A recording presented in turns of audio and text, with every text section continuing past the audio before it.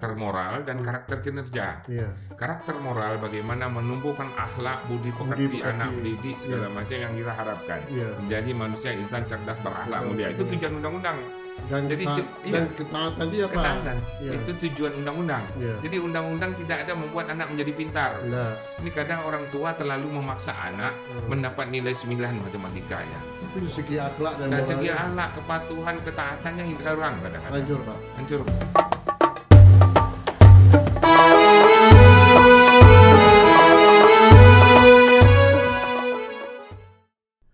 Kita akan berbincang-bincang dengan tamu kita yang cukup energik dan orang yang diberi pertanggungjawaban oleh Pak Gubernur untuk memanage pendidikan di Riau ini. Yang baru saja beliau dilantik oleh Bapak Gubernur Riau untuk menjadi Kepala Dinas Pendidikan Provinsi Riau. Siapa lagi kalau tidak Pak Kamsul? Assalamualaikum Pak Kamsul. Waalaikumsalam warahmatullahi wabarakatuh. Selamat datang Pak. Baik Pak Wan, saya kalau menjadi Kepala Dinas Pendidikan ini tak grogi, tapi lebih grogi lagi menghadap Pak Wan yang ada di depan saya. Luar biasa. Itu seorang mantan gubernur dan mantan wakil gubernur, anggota DPR, banyak hal yang itu kan mantan Pak. Mantan itu kan bekas Pak ya. Tapi tingkat pengalaman yang cukup tinggi, ini pasti tajam nih hal-hal yang ingin digali. Apalagi kita berada di luar Pak ya. Berada di luar. Tentu kita tahu. Dan menjadi tokoh di masyarakat provinsi. Terima kasih Pak, ya selagi umur masih ada kita manfaatkan Pak ya. Ya luar biasa Pak Wan. Kepentingan daerah kita yang tercinta ini. Baik, terima kasih Pak Wan. Baik Pak Kamsul, sengaja Bapak kami undang pada hari ini memperbincangkan menyangkut masalah pendidikan Pak. Baik Pak Wan.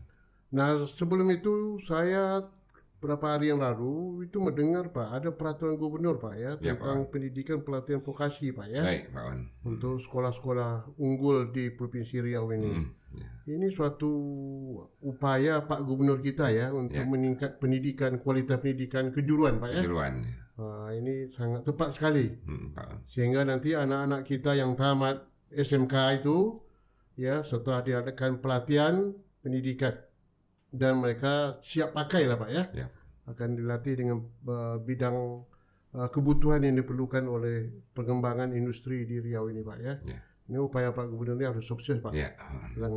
Nanti Pak singgung itu. Tapi namun demikian Pak, ini kita perlu melakukan suatu kajian yang mendalam Pak terhadap problematik Pak ya dengan proses teknologi sekarang ini Pak ya. Teknologi digital ya Pak ya, dengan sistem internet dan smartphone itu Pak ya. Ini kan mempermudah Pak ya, mempermudah untuk komunikasi dan informasi.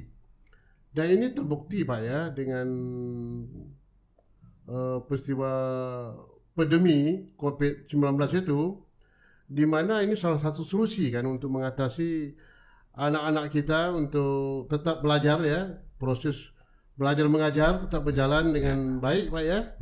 Tapi tentu ada problem-problem yang dihadapi terhadap perkembangan teknologi ini Pak. Nah, mungkin dalam rangka mendidik karakter anak-anak kita ini supaya jangan terjadi degradasi Pak ya, terhadap kerusakan akhlak dan moral, ini juga perlu diantisipasi. Nah, apa kira-kira upaya yang dilakukan oleh Dinas Pendidikan? Dan ini tentu tidak hanya sekedar Pak diserahkan kepada wali murid Pak ya, atau apa namanya orang tua mereka, tetapi juga ada tanggung jawab juga pemerintah daerah untuk mengatasi ini semua, tentu dengan upaya pemerintah daerah dengan pendidikan dan pelatihan ataupun mempermudah ya untuk anak-anak kita ini dapat membina dirinya, dia akan menjadi manusia yang sempurna ya. Dimana kalau menyangkut masalah karakter itu kan pribadi. Jadi mereka itu bukan hanya sekedar diberikan pelajaran ya, mentransformasikan ilmu saja. Tetapi bagaimana dia harus menjadi manusia yang dimanusiai, humanisasi Pak ya. Nah oleh karena itu kita berbincang pada hari ini Pak. Apa kira-kira program Bapak dari pendidikan? Silakan Pak. Terima kasih Pak Wan.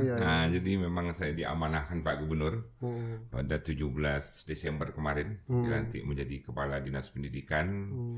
karena konsentrasi beliau penuh bagaimana untuk mendorong memajukan pendidikan ini. Jadi saya sangat berharap nih seluruh lapisan masyarakat ya, baik itu dalam dunia pendidikan pun dunia luar dan keluarga, bagaimana kita bersama-sama mendorong untuk pendidikan lebih baik ke depan. Pak Gubernur berkonsen terhadap pendidikan sekolah menengah kejuruan dengan dia menggesa kepada kami untuk segera berkoordinasi dengan kementerian. Bagaimana Pergub itu cepat diterbitkan. Alhamdulillah dengan minggu yang lalu kita ke Jakarta, minggu ini sudah selesai Pergub itu dibahas. Mungkin sekarang sudah sampai di Pak Dirjen, nanti akan turun ke tempat kita semua. Jadi sudah ada sinkronisasi dan harmonisasi. Jadi pemerintah pusat pemerintah pusat. Jadi perusahaan-perusahaan menunggu itu. Iya, betul. Nah, itu angin segar nih bagi tamatan SMK ya. Untuk masuk ke dunia usaha, dunia kerja. Nanti kita lebih banyak membahas dan mengulas tentang pasar dan vokasi ini. Iya, Pak ya. Karena vokasi ini panjang juga persoalan yang harus kita jelaskan. Oh, gitu, Pak ya. Kalau kita kaji dan lebih banyak. Tapi intinya awal daripada pendidikan itu sendiri.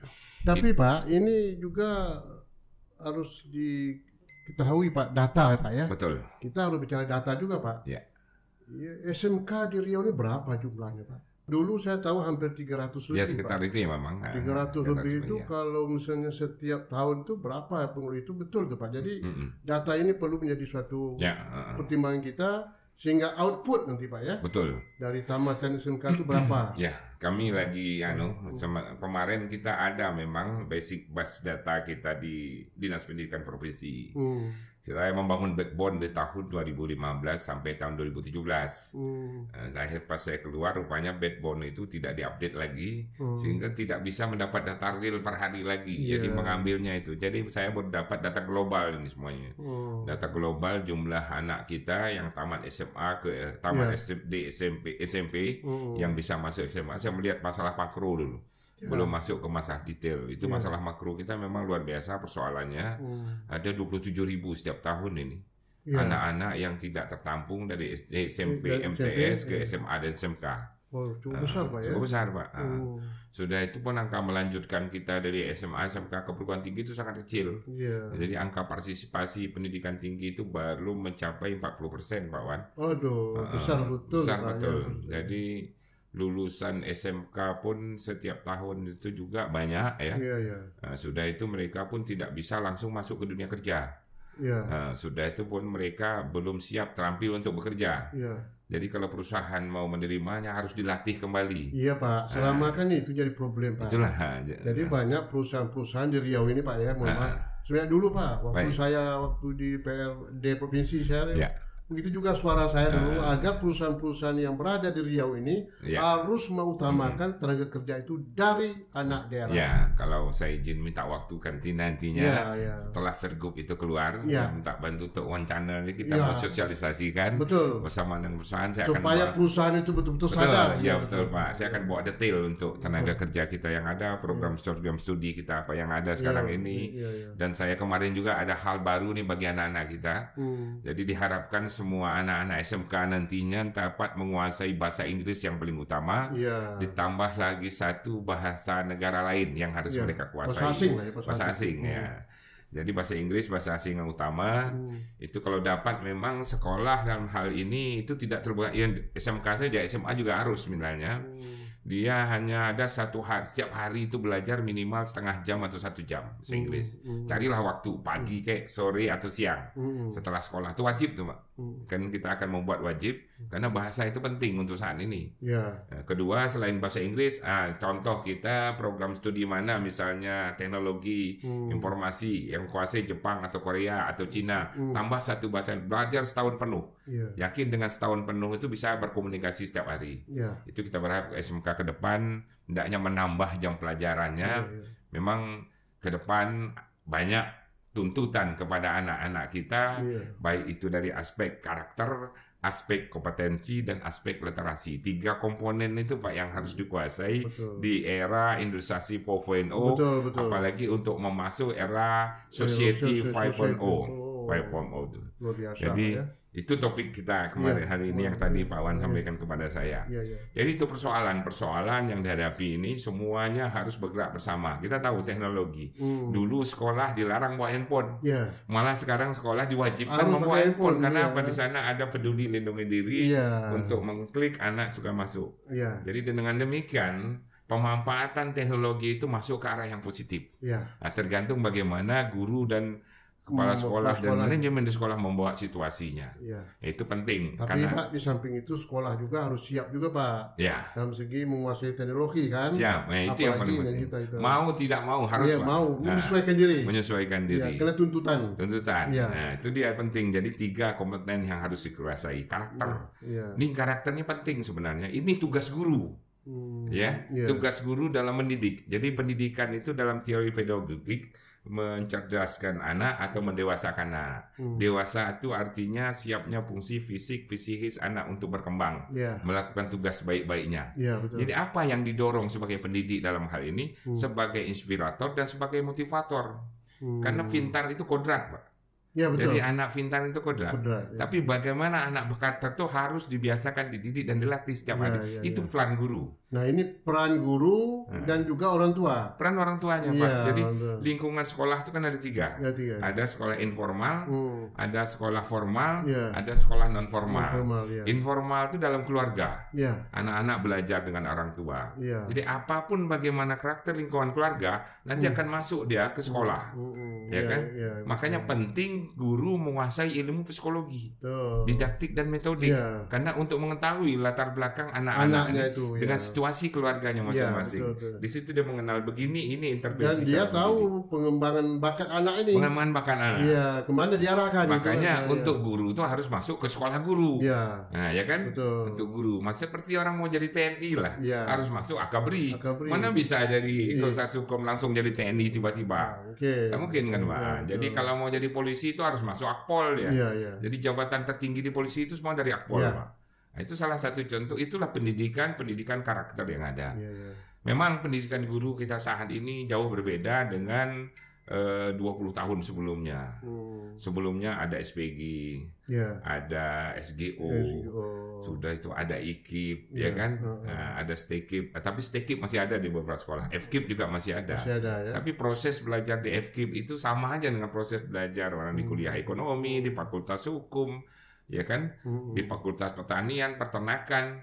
Jadi sama prosesnya. Jadi karakternya itu kadang-kadang tak jauh beda dengan jadi Pak, sebelum menuju ke sana itu Pak, ini kan betul harus dipersiapkan tenaga guru, Pak, ya. Tenaga guru yang tenaga guru ini terutama sekali gurutan yang tamat sekolah-sekolah yang belum menjurus kepada guru, Pak. Makanya jadi guru itu, Pak, walaupun dia tamat teknik, ada insinyur pertanian, dia menjadi guru, ada wajib memiliki akta 4. Akta itulah sebagai ilmu mendidik yang dibekali kepada beliau bisa untuk jadi pengajar. Ini persoalan yang dialami SMK kita saat ini. Karena SMK kita itu makin lama guru produktif semakin kurang.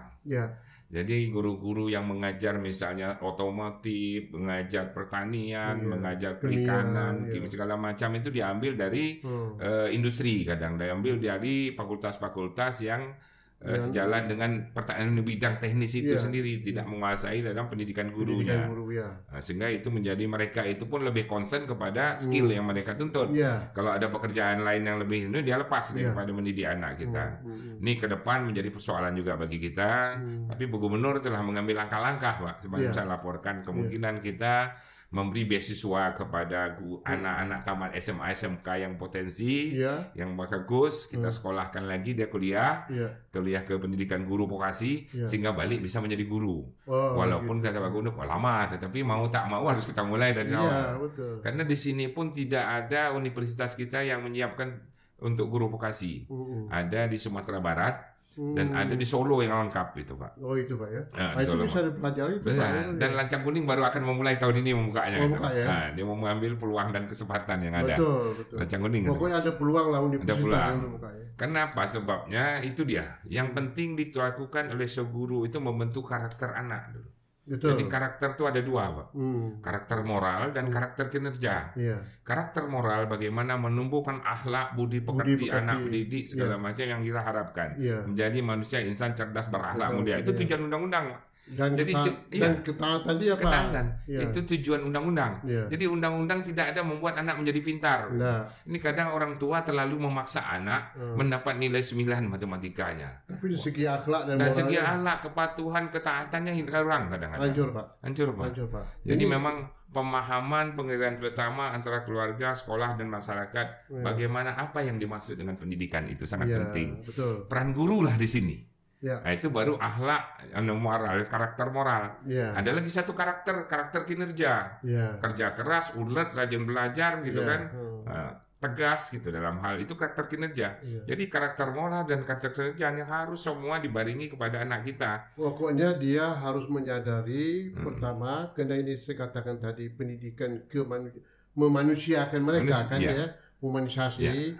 Maka ada tanggung jawab dia dalam diri anak ini. Tanggung jawab dia sebagai manusia, dia punya hak dan punya kewajiban.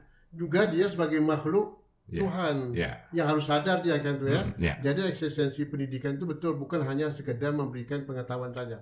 Betul tuh, Pak. Itulah yang tugas guru yang utama itu. Jadi sebagai inspirator, sebagai motivator mendorong anak. Sehingga anak itu siap dan fungsi fisik untuk berkembang melakukan tugas baik-baiknya. Akhirnya pintar itu kodrat. Jadi kalau guru mampu melakukan tugas-tugas itu yang dijalankan sesuai dengan ilmu pedagogiknya, ya kan, sehingga guru itu tidak akan mampu digantikan oleh teknologi saat ini. Tapi kalau hanya mentransfer ilmu pengetahuan yang ada di buku, anak bisa buka Google dan bisa belajar sendiri. Bisa belajar. Mbah Google lebih pintar dari guru. Jangan percaya itu, kan? Apapun kita tanya dicari bisa dia menemukannya. Tapi melatih anak berakhlak, berbudi pekerti, biasanya mengucapkan salam, gitu kan, masuknya pakai assalamualaikum, keluar rumah pakai salam. Ditambah lagi, Pak, kita untuk Riau ini, Pak, budaya Melayu. Melayu itu, Pak. Jadi memang concern kita di dalam membentuk karakter ini karakter kemelayuan dan budaya yang kita miliki. Karena Melayu ingat dengan Islam, identik, Pak. Islam itu selalu mengajarkan kebaikan-kebaikan. Akhlak yang budi pekerti yang lebih mulia yang ada di dalam Al-Quran itu sendiri. Sunnah-sunnah Nabi itu semuanya untuk kebaikan dan keselamatan kehidupan kita, betul, baik dunia maupun di akhirat. Itulah, Pak. Betul, Pak. Jadi harapan kita itu semua guru-guru ini menjadi poin penting bagi mereka bagaimana menyadari itu. Apabila itu sudah ketemu dalam diri guru, chemistry itu dengan anak didik, saya rasa, Pak, aman kita menyelenggarakan pendidikan ini. Takkan ada lagi orang tua yang protes kepada guru kalau ada suatu saat anak guru menjentik telinga anaknya. Karena itu proses dari pendidikan sebenarnya. Tapi karena harapan orang tua kadang-kadang ekspektasi terlalu tinggi untuk dengan standar nilai, tak peduli dengan akhlak budi pekerti. Jadi persoalan-persoalan yang timbul seperti itulah persoalan sosial. Bagaimana anak, kadang guru mendidik anaknya dari lingkungan yang kita katakan kadang-kadang inilah dimanjakan segala sesuatu, ingin dilayani. Dia berharap guru itu melakukan apa juga seperti yang biasa dilakukan di rumah. Di rumah mana bisa, Pak, Nah, itu peran guru. Karena kedekatan anak dengan orang tua sangat diperlukan. Karena disitulah timbul kasih sayang, Pak. Betul. Kalau seandainya nanti anak diserah kepada orang lain, di mana letaknya kasih sayang seorang ibu atau ayah dengan anaknya itu kan? Jadi hubungan guru dengan keluarga anak-anak itu penting, harus dijaga secara harmonis. Karena ada wali kelas. Wali kelas di rumah anak itu ada wali murid, wali muridnya kepada orang tua. Wali kelas mengenal setiap anaknya dan mengenal lingkungan keluarganya. Tak banyak anak, cuma 36 orang di kelasnya selama setahun. Kan? Bisa dia mengontrol. Tapi dengan teknologi sekarang ini belajar secara daring, mulai guru-guru tuh mengontak orang tuanya kalau anaknya tak hadir di dalam belajar daring itu sendiri. Jadi dengan kondisi pandemi COVID sekarang ini ada membawa hal yang kebaikan juga, hubungan sekolah dengan orang tua. Ya walaupun dalam satu sisi memang kita menyadari banyak yang menjadi korban dari pandemi COVID-19 ini. Tapi banyak pelajaran yang diberi untuk itu. Jadi Allah semua menegakkan sesuatu pasti ada pelajaran yang ada hikmahnya. Ada hikmahnya, Pak. Ada sebalik itu memberikan kita lebih menyadari sendiri, betul. Berinovasi, mencari solusi dan kreatif, Pak. Pak. Nah, oke, Pak. Itu tadi dalam segi peningkatan kualitas guru, kaitannya terhadap pendidikan anak. Bagaimana pula, Pak, kondisi fasilitas, Pak, biaya pendidikan. Nah, kita melihat sekarang Pak, sekolah-sekolah di Riau ini kan boleh katakan terjadi apa nih Pak? Kesenjangan. Ada sekolah yang memiliki fasilitas yang lengkap, ya enggak? Ada sekolah sangat minim sekali Pak. Apakah itu SMK, apakah itu SMA Pak ya? Nah, ini tantangan apalagi sekolah-sekolah yang berada di luar kota Pak, atau di luar kabupaten, di kecamatan, desa jauh Pak. Menempuh selain sekolah itu Pak dari kecamatan itu memakan waktu sekian jam Pak. Jadi juga problem Pak. Betul Pak Wan. Jadi memang persoalan infrastruktur, sarana prasarana pendidikan menjadi problem besar kita saat ini. Belum lagi di aspek mutu. Belum ke aspek itu mutu itu bagaimana kualitas pendidikan yang baik, ada laboratorium, ada bengkel dan sebagainya. Tapi di kualitas untuk pendidikan sarana akses saja dulu Pak. Bagaimana anak itu bisa masuk ke sekolah dan bisa datang ke sekolah dan belajar dengan baik. Karena itu tanggung jawab negara Pak. Hak masyarakat itu dapat pendidikan yang layak itu undang-undang. Jadi kalau mereka tidak mendapatkan pendidikan yang baik dan tidak bisa masuk sekolah, masyarakat bisa menuntut dengan negara. Betul. Itu kewajiban pemerintah. Kewajiban pemerintah dan negara Negara itu Pak. Mencerdaskan kehidupan bangsa itu kewajiban. Jadi sebenarnya itu yang harus kita pikirkan bersama. Pemerintah provinsi, pemerintah kabupaten dan pemerintah pusat. Ya kan harus dipikirkan bersama. Jadi perkembangan peningkatan jumlah penduduk ini tak seimbang dengan peningkatan dan pengembangan jumlah sarana prasarana sekolah yang tersedia. Sehingga masih ada kesulitan anak-anak untuk pergi ke sekolah jauh. Sebenarnya ada solusi saja. Kalau sekolah jauh dibikin asrama, anak bisa bersekolah di asrama kan. Atau nanti di sana dibuat sekolah terbuka atau sekolah kelas jauh. Jadi persoalan-persoalan itu bisa dilakukan solusinya. Persoalan yang utamanya biaya. Jadi semua itu kan memerlukan biaya. Saya lebih kurang 3 minggu, ini masuk minggu keempat. Selama menjadi dinas pendidikan kayak membedah anggaran yang ada. Kenapa kurang sekali peningkatan sarana prasarana pendidikan yang bisa didorong untuk membangun sekolah menambah ruang kelas baru, meningkatkan mutu, membuat labor, membuat bengkel dan sebagainya. Memang besar jumlah anggaran pendidikan di Provinsi Riau ini yang disediakan oleh pemerintah. Pak Gubernur juga sudah memberikan akumulasi pendanaan itu sudah lebih dari 20%, Pak. Udah 24 bahkan mungkin bisa 26 melebihi dari ketentuan, tapi kebutuhannya juga lebih. Itu dia. Jadi kebutuhan juga cukup banyak. Antara lain untuk rutin saja belanja gaji guru, tunjangan kesejahteraan guru, tunjangan sertifikasi guru dan lain-lain lah. Itu lebih 50%, Pak. Sekitar 50,2% lah sekitar itu. Udah separuh habis, Pak. Sudah itu ada Bosnas lagi. Bantuan operasional sekolah. Itu kan untuk operasional sekolah menjalankannya. Itu dibayar hitungannya per siswa yang ada di sekolah. Jadi ada sekolah yang siswanya banyak dia menerimanya. Ada yang sekolahnya sedikit yang menerimanya. Itu bantuan operasional yang diberikan kepada sekolah. Ada 2, ada Bosnas, ada Bosda. Jadi Bosnas ini totalnya lebih kurang 24%. Yang turun kepada sekolah, yang diberikan kepada sekolah. Variatif dia, Pak. Dari Bosdanya? Nah, kalau dari Bosda itu ada lebih kurang 22% kalau tidak salah saya. Jadi kalau Bosda itu diprioritaskan untuk pembayaran guru-guru honor. Gaji guru honor. Jadi jumlahnya pun variatif. Untuk sekolah menengah, untuk sekolah SMA, SMK negeri itu ada 1.500.000 per anak, tapi akumulasinya sampai 220 miliar lebih. Dan swasta juga dibantu. Jadi swasta 400.000 per anak. Jadi berarti pemerintah itu memang kewajiban dia untuk membantu baik negeri maupun swasta. Mereka juga berpartisipasi aktif dalam mencerdaskan anak-anak ini. Kan penting juga sekolah itu. Jadi kita bantu dan kita berharap juga dia menampung anak-anak yang tak mampu dari situ. Mungkin menggratiskan, membebaskan beberapa orang yang dibiayai. Karena kita dah memberi Bosda kan mereka mulai memungut, Pak. Selain dari Bosda itu, kalau sekolah negeri kan tak bisa memungut kembali. Jadi dari setal itu semua sudah lebih kurang 94%. 94% itu duit habis untuk operasional. Jadi tadi untuk belanja rutin ya kan, gaji guru, tunjangan kesejahteraan guru, ada guru bantu, ada 24% dari Bosnas ya untuk operasional sekolah, ada 22% untuk Bosda. Jadi ada sisa cuma 6% lagi yang bisa digunakan dana itu untuk peningkatan akses. Jadi peningkatan akses itu perluasan kesempatan belajar untuk membangun sekolah-sekolah, untuk membangun ruang kelas baru, ya kan? Nah, sudah itu lagi ada sekitar 2% lebih yang digunakan untuk peningkatan mutu pendidikan.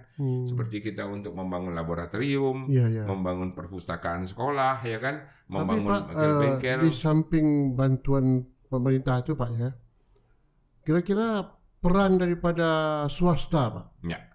Itu kira-kira bagaimana Pak perhatian mereka terhadap pendidikan nih di daerah kita nih Pak? Kan Riau ini kan cukup banyak Pak industri-industri besar kan? Seperti RPP, Dakia, dan industri-industri yang lain lagi tuh Pak ya. Kira-kira bagaimana tuh Pak partisipasi mereka untuk membantu pemerintah dalam rangka menuju tadi pendidikan melengkapi fasilitas infrastruktur yang diperlukan itu. Oke Pak. Baik, konsentrasi pemerintah dalam menunjang pendidikan, dan kita berharap juga dunia usaha dan dunia kerja sekarang ini mensupport dari itu sendiri. Itulah mungkin kebijakan Pak Gubernur membuat satu peraturan gubernur ini Pak, menjalankan bagaimana koordinasi yang baik, CSR yang bisa dibantu oleh perusahaan-perusahaan. Walaupun ada sekarang ini, tapi memang tidak begitu banyak, ya kan? Kita pun mungkin tidak menyiapkan apa yang bisa dibantu oleh perusahaan-perusahaan swasta. Contohnya begini Pak. Contohnya Pak ya, dan ini kalau diserahkan kepada pemerintah bukan tak bisa, tapi terbatas. Tentu bagaimanapun anggaran baik provinsi, kabupaten itu kan terbatas. Tentu berdasarkan prioritas, skala prioritas Pak ya. Ada jalan, akses jalan dari satu tempat atau kecamatan ya ke sekolah, ke desa. Nah di situ misalnya ada perusahaan. Apakah ini tidak mungkin jalan ini dibangun atau oleh perusahaan itu? Kan ini suatu partisipasi juga. Partisipasi, itu yang mengharap seperti itu Pak. Seperti juga membangun laboratorium sekolah. Apalagi nanti dengan ada SMK kita, dengan adanya Pergub Pendidikan dan Pelatihan Vokasi ini, jadi perusahaan itu nanti bisa membutuhkan tenaga kerja menyiapkan dari sekolah sana, mereka nanti bisa membantu tuh Pak. Membantu peralatan-peralatan yang dibutuhkan. Jadi untuk pelatihan siswa-siswa di situ, setelah mereka tamat kan bisa langsung bekerja, nggak perlu pelatihan lagi. Dan itu difasilitasi juga oleh Politeknik Negeri Bengkalis Pak, yang ditunjuk oleh Kemenaker dan Kemendikbud. Dalam rangka menjadi pelatihan dia sebagai inilah sifatnya mentor nanti. Nah, sudah itu Kemenaker menyiapkan PLK juga untuk menambah fasilitasi. Politeknik di Riau ini kan pertama di Bengkalis. Yang negeri Bengkalis Pak. Negeri. Ini kalau bisa itu dikembangkan per wilayah Pak ya. Per wilayah. Misalnya untuk Bengkalis, untuk Bengkalis pesisir. Nanti daratan Kampar atau di mana kan itu lebih merata nanti. Lebih merata. Tidak menumpuk. Tapi pendidikan tinggi juga sudah banyak Pak. Seperti di Inhu sudah ada universitas, di Rokanhulu ada universitas, juga di Inhil juga ada universitas kan. Di Meranti juga itu kan banyak pendidikan tinggi juga. Dan ini kalau universitas atau akademi itu lain Pak, tapi politeknik ini saya perlu. Jadi dibagi per wilayah Pak ya. Sehingga anak-anak yang misalnya dari Bengkalis yang dididik di Bengkalis itu hanya untuk daerah. Dan Pak Wan, tadi Pak Gubernur kemarin dia menyampaikan kepada kita nanti Politeknik VU mau didirikan juga di Riau ini. Ya itu Pak. Politeknik VU itu. Alhamdulillah yang di Riau punya kesempatan untuk itu. Itu ya? Iya Pak. Itu biasa. Dalam mendorong infrastruktur itu mungkin. Saya yakin kalau udah dari Kementerian PU buka di sini, yang langsung di bawah Kementerian PU itu kan banyak BUMN yang bergerak di infrastruktur. Alhamdulillah memberi peluang kepada anak-anak kita kesempatan ke depan untuk tepat dia dapat bekerja. Betul.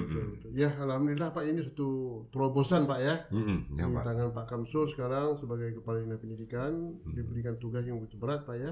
Karena Pak Gubernur ingin ke depan ini anak-anak kita yang tamatan SMK ini harus siap pakai dan harus merebut peluang kerja. Karena perkembangan Riau ini akan menjadi daerah yang sangat strategis ya dalam segi pengembangan pembangunan industri, apalagi jalan tol sebentar lagi akan terlaksana kan di Riau ini Pak ya. Sehingga tidak ada hambatan dalam hal komunikasi dan. Jadi kalau akses terbuka dengan lebar sekarang seperti jalan tol Dumai Pekanbaru sudah Nanti dari Dumai langsung ke Medan juga terbuka. Riau ke Sumatera Barat juga terbuka sama teman, aksesnya luar biasa nih, seperti di Malaysia kita lihat. Ini namanya antisipasi. Ya, kalau saat ini kan infrastruktur kita masih sangat terbatas, sehingga apa yang kejadiannya kan orang-orang yang tamat sekolah tinggi-tinggi itu kan tidak mau balik ke desa, Pak. Dia menunggu informasi ini di kota. Sementara di desa membutuhkan tenaga-tenaga yang ahli, tak bisa bekerja, sehingga mereka bercocok tanam dengan keadaan sederhana, dengan kebiasaan-kebiasaan dilakukan sehari-hari, sehingga tidak banyak merubah perubahan kehidupan masyarakat yang ada di desa. Akhirnya terjadi kemiskinan banyak menumpuk di desa, pengangguran banyak menumpuk di kota. Tapi itu perbandingannya, Pak, pengangguran itu banyak di kota daripada desa. Kalau desa kan mereka mungkin bisa bekerja, misalnya menggarap lahan untuk pertanian atau apa kan. Tapi di kota mereka kan menunggu lapangan kerja. Pak. Jadi betul tuh ada perbandingan lebih besar jumlah penganggur itu di kota dibandingkan desa. Betul, nih, jadi juga, Pak, yang paling penting kita pahami untuk kondisi saat ini kan di era teknologi 4.0. Semuanya berkembang secara cepat, dan isu dikenal dengan era disrupsi nih, Pak. Disrupsi ini selalu nggak bisa diprediksi, perubahan-perubahan selalu terjadi dengan cepat, ya. Jadi dengan itu memang sangat dituntut kepada kita untuk memiliki 3 komponen tadi itu. Daripada 3 komponen itu tadi, 2 karakter yang utama, serta yang paling penting yaitu ada 4K yang dikuasainya, yaitu kritis, kreatif, komunikatif, dan kolaboratif. Itu yang peran bagi anak-anak itu sendiri, yang dikuasainya itu sendiri. Selanjutnya itu 4 literasi yang dikuasai harus bilangnya, Pak. Literasi baca, literasi budaya, literasi teknologi, dan literasi keuangan untuk masuk dia ke era industri abad 21. Jadi memang sebenarnya tidak berat. Kalau itu dibiasakan sejak awal, mereka sejak mulai dari pendidikan dasar. Dan itu kalau sering dilatih oleh guru-gurunya. Tengoknya lah kita kemana anak-anak orang Eropa itu, di mana dia berdiri di situ, dia selalu bawa buku dan membaca buku. Ini kan budaya. Budaya, Pak. Jadi menciptakan budaya membaca. Karena ke depan itu juga kita harus hati-hati sekolah-sekolah SMK kita. Banyak lapangan pekerjaan yang bakal hilang. Ya kan? Betul. Dan muncul pekerjaan baru dengan era industrialisasi yang baru. Nah, contoh perbankan, contohnya. Perbankan nanti makin lama orangnya semakin sedikit. Tak perlu terima pegawai banyak. Tak perlu ada teller, tak perlu customer service. Semuanya cukup dari HP. Mereka mentransfer uangnya pun nanti akan berubah, Pak, menjadi uang digital mungkin semuanya. Digital, ya.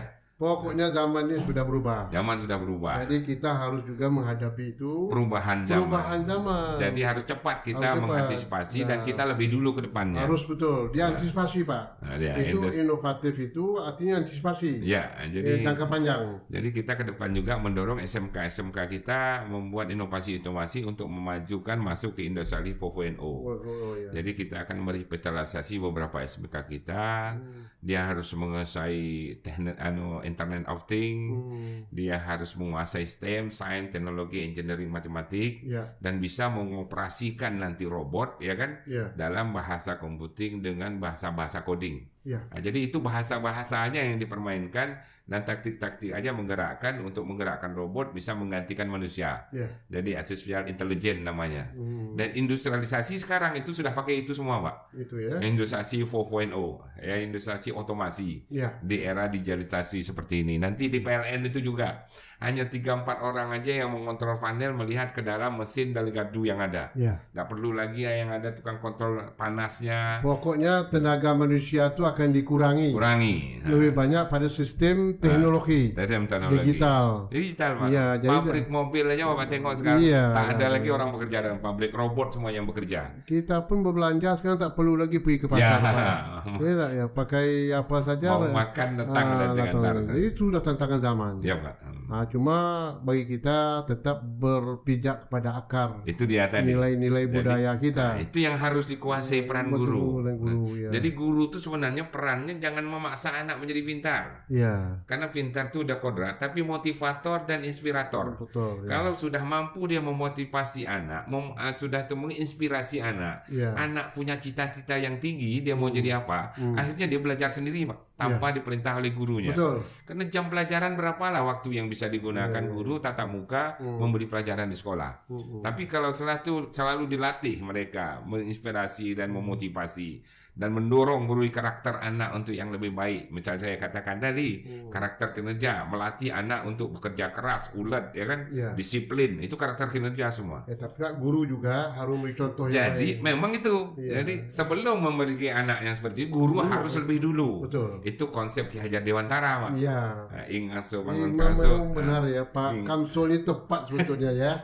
Jadi kalau dulu Pak Kamsul jadi kepala dinas pendidikan luar biasa Pak ya. Oke. Sama-sama Pak. Ya. Saya yakin Pak kita ini udah panjang berbincang-bincang nih Pak ya. Pak.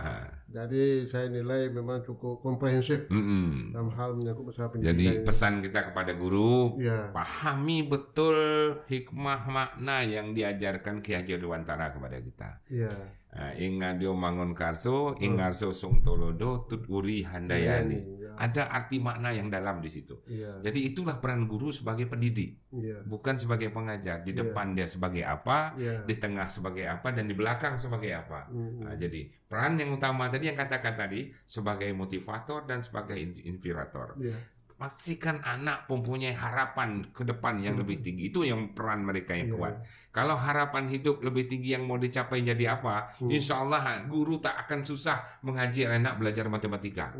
Dia hanya suatu saat, Bu, saya hanya kesulitan di ini, bagaimana caranya? Jadi akan lebih banyak belajar di rumah dengan Google. Tapi dia untuk yang mendekatan dengan hubungan sebagai gurunya, itulah peran ilmu didaktik dan metodik, pedagogik, psikologi perkembangan yang harus dikuasai guru-guru kita saat ini. Pak Kamsul ini orang guru kan, jadi apa betul pedagogik dia ya? Coba. Jadi Pak Kamsul, ya Pak. Perbincangan kita sudah begitu panjang Pak ya. Ya Pak. Kira-kira kesimpulan Bapak Pak apa nih? Ya. Yang ke depan ini yang menjadi suatu perhatian dan prioritas Bapak dan ya kesimpulan lah gitu Pak, sehingga jadi pegangan dan acuan bagi baik pendidik, guru-guru maupun para pemerintah daerah lah ya.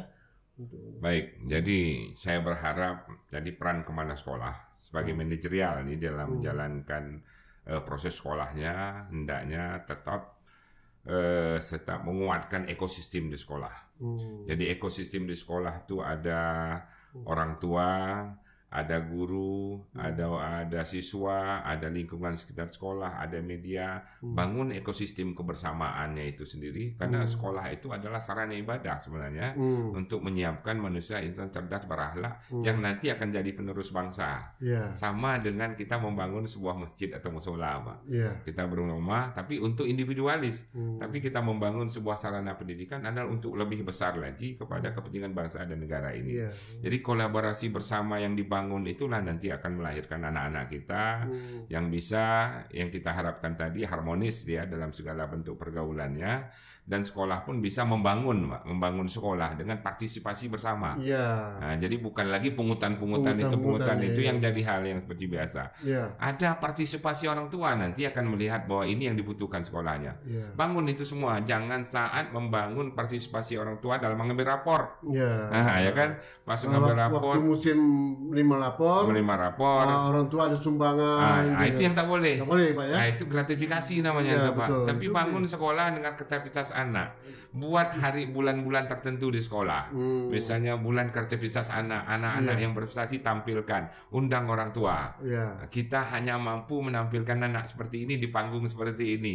Tapi kalau kita ada aula yang besar dengan sosim yang bagus, anak kita akan tampil lebih bagus. Mungkin ada yang menyumbang, kami akan bangun aula yang besar untuk sekolah kita ini kan. Jadi karena itu pendidikan penting. Ada perhatian lah Pak ya, dari wali murid Pak ya. Wali murid. Jaring alumni yang sudah sukses Pak.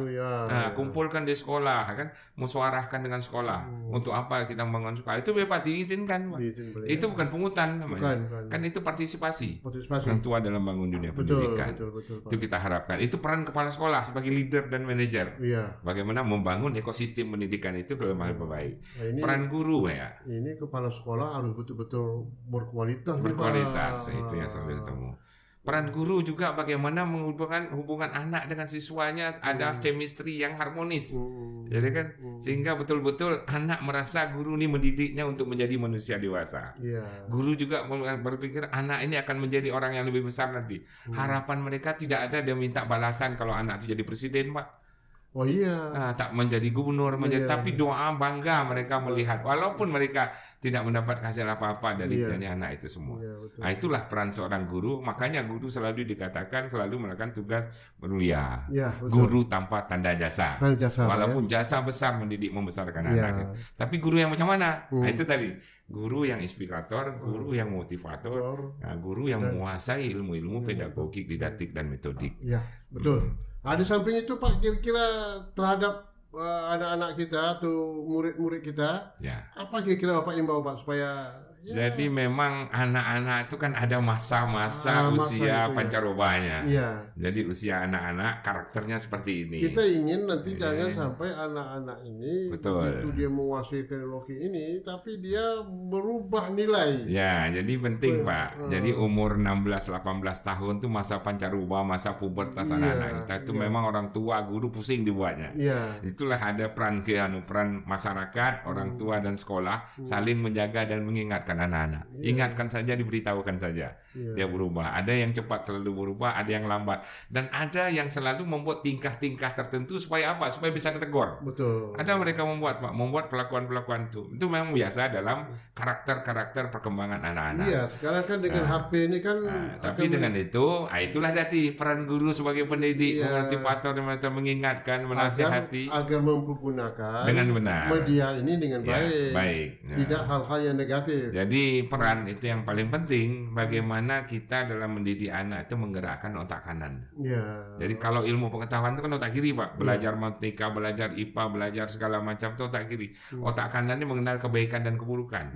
Nah, itulah peran guru, sehingga kalau itu bisa dimaknai oleh anak, ya kan, kita ada waktu tertentu, misalnya ada di sekolah itu sekarang pagi-pagi ngaji Pak. Dulu sebelum ngaji itu nanti sesudah ngaji ada literasi 15 menit dia membaca buku. Setelah 15 baca buku itu disimpan kan, besok disambung lagi. Nah, setelah itu baru dia belajar. Dari proses mengaji, membaca buku itu adalah pembentukan karakter-karakter anak. Mereka juga akan menjadi, sudah itu di era teknologi sekarang ini ada negatif, ada positif. Jadi guru peran selalu mengingatkan kepada anak-anak dan mereka nanti akan terpengaruh. Insya Allah Pak, kalau anak dari kecil dibiasakan dan dilatih mereka setelah dewasa, apalagi membaca dongeng-dongeng, kita contoh-contoh lah. Penting bagi guru SD SMP ini, pedahan nggak ya? Bagi guru SD SMP itu penting menguasai ilmu dongeng. Penting bagi anak-anak SD itu menyanyi lagu-lagu yang memotivasi mereka, ya kan? Dan menjalurkan bakat dia. Dan lagu-lagu itu lagu-lagu yang mendidik, yang mengingatkan. Misalnya dulu kan ada bangun tidurku terus mandi, tidak lupa menggosok gigi. Itu kan kebiasaan itu Pak. Membersihkan itu secara langsung mendidik mereka. Sampai saya ada tuh sama lagu-lagu yang lagu-lagu itu.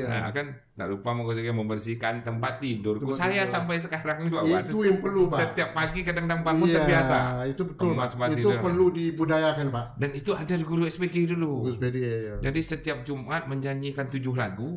Setiap minggu 7 lagu itu tak boleh ada yang sama. Pak. Walaupun kadang iramanya aja yang sama. Bagus Pak. Nah, itu karakter anak. Dan satu lagi, kenapa mendongeng itu penting? Mendongeng itu kan ada karakter-karakter orang dalam sebuah cerita.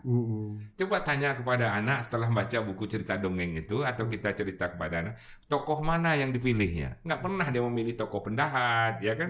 Nah, tokoh yang suka mengganggu, tapi selalu memilih misalnya pangeran yang gagah perkasa, ya kan? Nah, itu memilih tokoh-tokoh itu kenapa? Tokoh itu menjiwai dari jiwa dia, itulah yang akan membentuk karakternya, Pak. Ya, betul. Nah, sehingga dia menilai, oh ini salah, ini tak boleh kulakukan. Silakan minum Pak, kalau minum Pak, ini dia batuk-batuk ini.